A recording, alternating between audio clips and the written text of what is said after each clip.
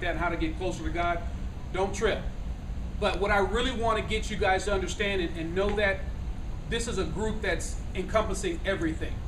It's not just, oh, okay, well, this is how you pray, this is how you do this. We're going to talk about peer pressures. We're going to talk about teen entrepreneurship, because I know a lot of you guys have that in you.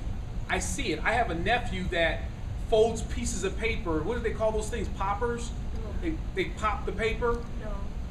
Maybe they don't pop them, spinners. Maybe they spin. He folds it in a certain way, and he goes around, no matter what restaurant he's in, he's asking somebody, hey, you want to buy this? You want to buy this? And I swear, I was in this restaurant, and he asked his mom, can he go and sell some of these? And I'm thinking, what is he going to sell? Wait, one? He came back with like $15 or $20. He's selling a piece of paper for $1 a piece, and came back with 15, and he's only like, how old is he, 8? He's young. So bottom line, you're never too young to start off with something. You guys have passions within you that I don't know about, but you have to bring those out and say, you know what, this is what I want to do. I've heard a couple of them, Shorty in particular, say, I want to be in the NBA. There's nothing going to stop me. That's good. If the NBA doesn't work out, there's nothing wrong with being a lawyer in the NBA representing a player, if you're not a player yourself. There are other types of jobs in the NFL, NBA. So don't let whatever someone says deter you from your dreams. She's living proof. When I met her, I was so excited to hear her story. And I'll be honest with you, I was like, yeah, right. I was. I'm like, first of all, she's not 19. She's lying to me. But then, after talking with this and you hear her intelligence, you realize, okay, she is who she says she is. And the more we start talking, I say, I've got to have the youth here hear your story. So thank you for sharing that. And don't discount your little bit.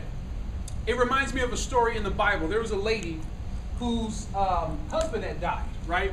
You guys may or may not have heard the story.